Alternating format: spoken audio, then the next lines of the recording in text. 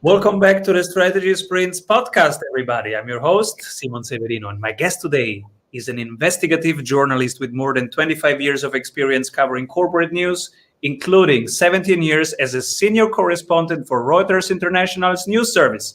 She's the author of Whitewash, the story of a weed killer, cancer, and the corruption of science, an expose of corporate corruption in agriculture. The book won the coveted Rachel Carson Book Award from the Society of Environmental Journalists in 2018. She works now as a research director for the nonprofit US Right to Know and as a columnist for The Guardian. Her new book, The Monsanto Papers, was just released March 2. Welcome, everybody, Carey Gillam. Hello, thanks for having me. So cool to have you here. We don't have many investigative journalists here. I'm super pumped to learn about what you're doing. But let's start with the why. Why did you go for journalism? You know, I never wanted to be anything but a journalist. I mean, from the time I was 12 years old, I think I always knew that I wanted to write and to tell stories and to learn about really interesting things that people were doing in the world and share that with other people. And, journalism, I feel, is truly the best job in the world. I get to meet really important, interesting, impactful people and learn about what they're doing and then share it with others. So, I'm just a messenger, but it's been a great career. And what are you currently working on? Well, I'm hoping not to write another book. You talked about my book. This is the baby that just came out, March 2nd, a couple of weeks ago. So I'm still sort of decompressing after writing that book and looking around at different things to do. I'm researching right now another company and another chemical. This one dealt with Monsanto and Roundup and glyphosate and the way that the company, hid the science connecting its chemical to cancer for many years, and how the company manipulated scientific data and influenced regulators.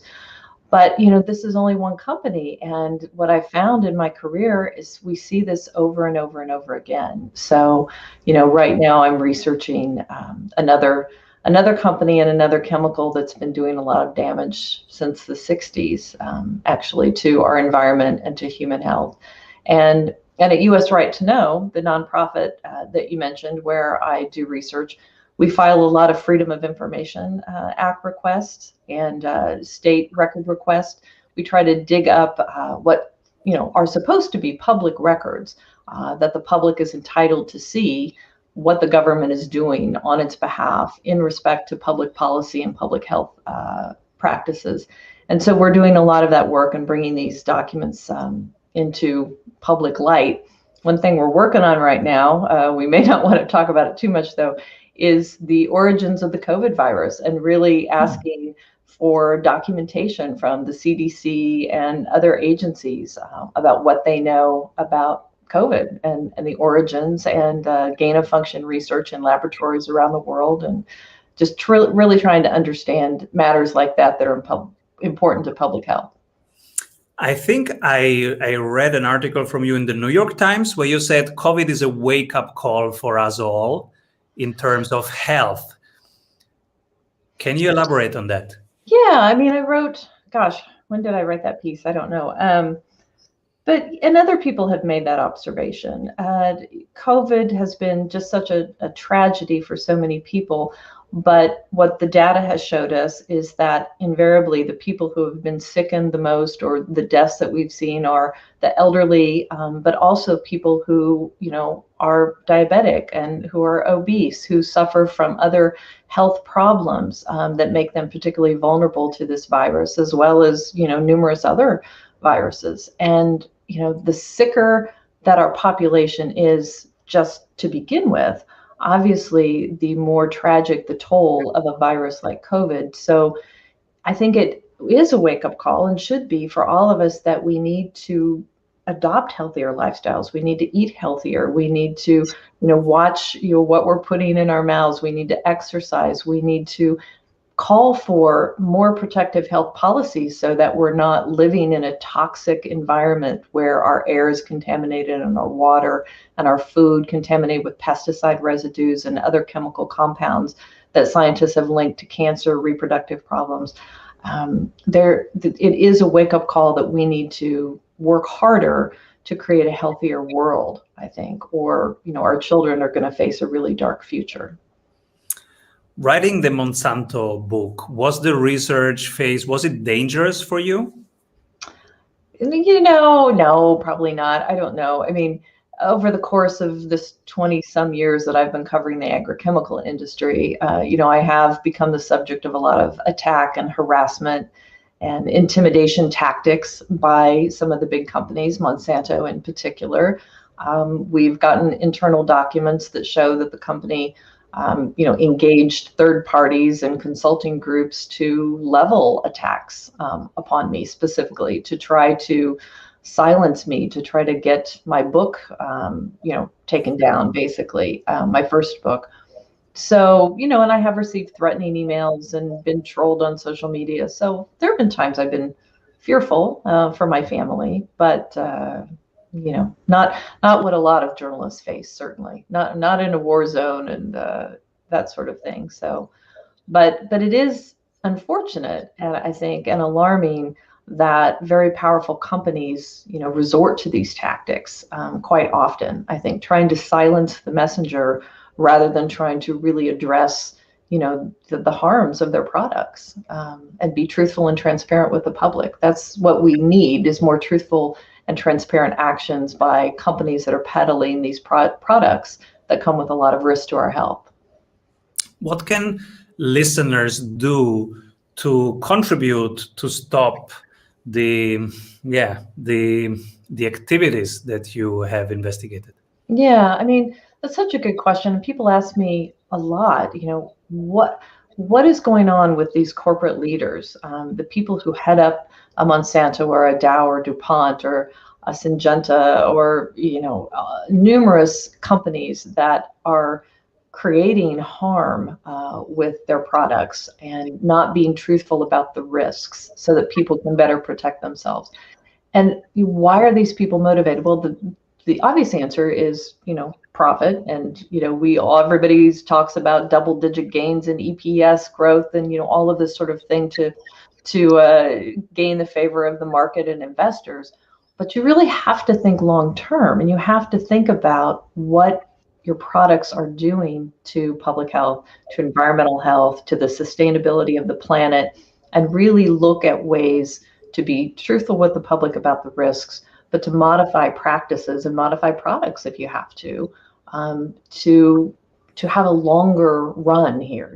We hope to be around, for a long, long time, and children and grandchildren, many generations to come. But, the things that are being done to our planet and to our public health system right now, do not create a good future. So I would urge corporate leaders to take a hard look, at your portfolio, not only from a profit standpoint, but from a public health standpoint. I am curious about the 3 books that had most influence on you after one word from our sponsors. Hey, if you love what you are hearing, you will love our free masterclasses. Go grab them at strategysprints.com. You can pick only 3 books. Only 3 books. Well, it shouldn't be surprising. I mean, they're all pretty much journalistic books. Tom's River by Dan Fagan. I think that book most influenced me. When I was writing Whitewash, I was trying to. Tom's River is a story about Tom's River, New Jersey, and terrible pollution that was going on there for many years, and really just creating a lot of health problems for the people there. All the President's Men, of course, Bob Woodward and Carl Bernstein. People know the story of All the President's Men, I suppose, and how those 2 journalists for the Washington Post, basically uncovered Watergate, and the scandal that led to Nixon's resignation, impeachment and resignation. And then a civil action, if you're familiar with that story. Who was the author of that? Jonathan Haar.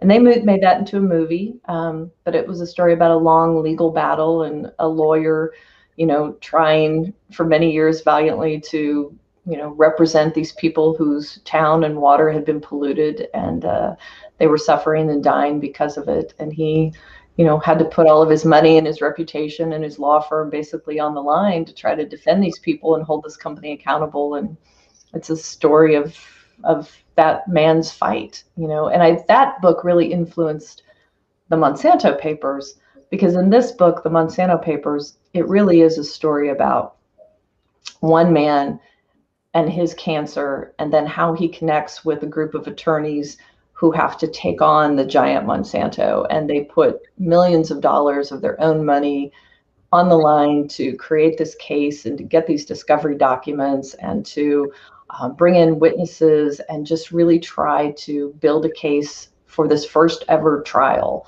to take Monsanto to court to try to prove that its products cause cancer, to try to prove that the company had known that for 40 years and hidden that. So it was a big, really historic case. And so I followed a civil action to a degree in trying to write that book. But the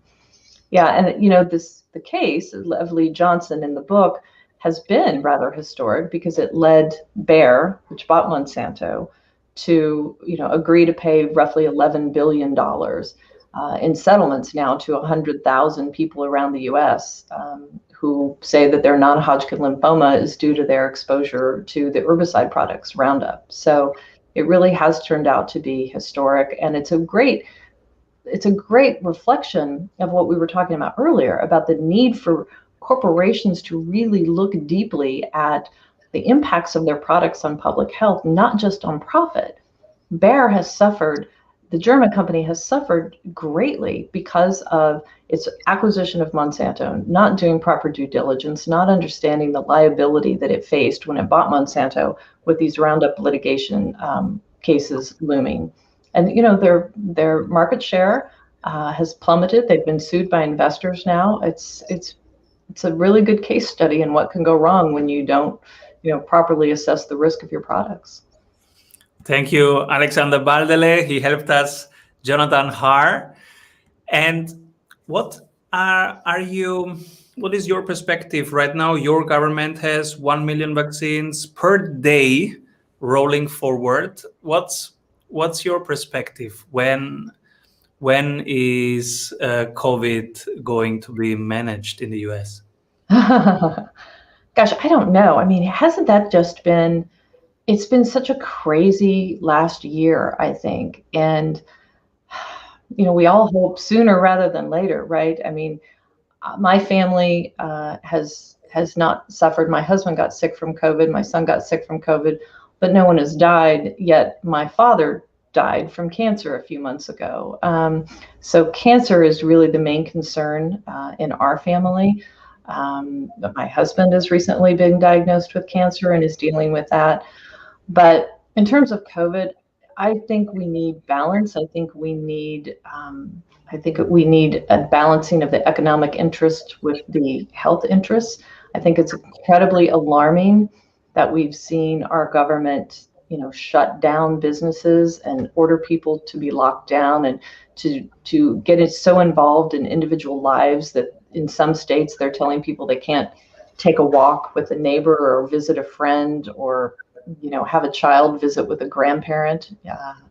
Thank God that we visited with my father before he died and didn't give in to warnings, I guess, from our government that we should be isolated from people we love. So I don't know. I'm certainly not an expert. I don't have the answers. I just hope that the people who are smarter than I am and who do have the answers can bring us back to some sense of normalcy quickly. How much can you share about your current research on the source of COVID? So the research that's being done at US Right to Know, again, what we're simply trying to do is what we always do, is gather public documents, gather information, emails and records and other things. Unfortunately, my colleague who's been working on this, he just received several thousand pages of documents, and many of them were redacted. The government is trying to be very secretive about this, as they are, I guess, with a lot of things. But the idea is really to just understand if there was some connection, if this really is zoonotic, if this really originated, with wildlife, or if this was in some way connected to gain-of-function research that is ongoing in laboratories around the world, including in the Wuhan lab, the U.S. funding that was connected to the Wuhan lab, some of the scientists in the United States who have been partnering with the Wuhan lab to look at coronavirus research. I don't think anyone thinks, I don't know, maybe some people do, that there was some sort of intentional, bioweapon launched on the world. That's certainly not what we are, perpetrating or thinking. We're simply trying to look at documents and communications so that we know better what our government knows, because they certainly are not wanting to talk about it right now. Is there anything I forgot to ask you? No, I don't think so. I think, what we're trying to do is just do what journalists around the world have tried to do, for all of time, I guess, is get to the truth, bring facts to light that quite often government or companies or powerful entities don't want, in the spotlight. Because we believe if you have the facts, truthful information, whatever they may tell you, you can live a better life. You can make better decisions. You know what public policies that you can support or want to support. It's not a partisan issue. It's not, it's just about getting to the truth and trying to share that truth with as many people as possible. If listeners, they stumble upon a piece of information that could be valuable for your research, where should they send it to? So US Right to Know is the name of the US organization. It's USRTK.org, USRTK.org. Or you can email me, Carey, at CareyGillam.com. But, just reach out. We hear from people a lot with news tips or ideas or concerns or questions. And if we have the public documents or we can help point you in a direction to find answers, we try to do that. We're trying to be a public resource for public health.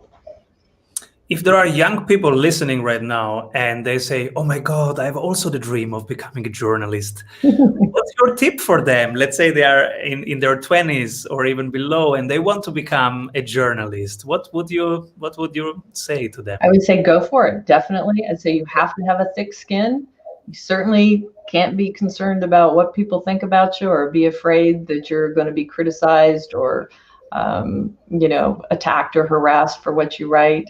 You have to be incredibly devoted to truth and fact telling and not let yourself be influenced, by powerful forces, I guess, that want to make you their puppet. So, study and get about the business of finding facts and sharing them with the world. Carey, who should be my next guest? There are so many. Linda Birnbaum, if you could get Linda Birnbaum, I just think she's fascinating. Linda Birnbaum is a scientist known around the world. She helped lead our National Institute of Environmental Health Sciences and National Toxicology program for many years. She's very brilliant in understanding the risks that we face from environmental contaminants. She's brilliant about understanding the mechanisms of government and policy and the pressures that come with that. And, she herself has suffered from efforts to intimidate and harass her and to silence her. So she would be a great person to get if possible. Thank you so much, Carey, for being on the show, sharing your journey, your wisdom with us. Please come back soon. Thank you for having me. Avoid trying to do thousands of things that doesn't work. We have 274 templates for your business success. Reach your ambitious goals with one-on-one sprint coach. We double your revenue in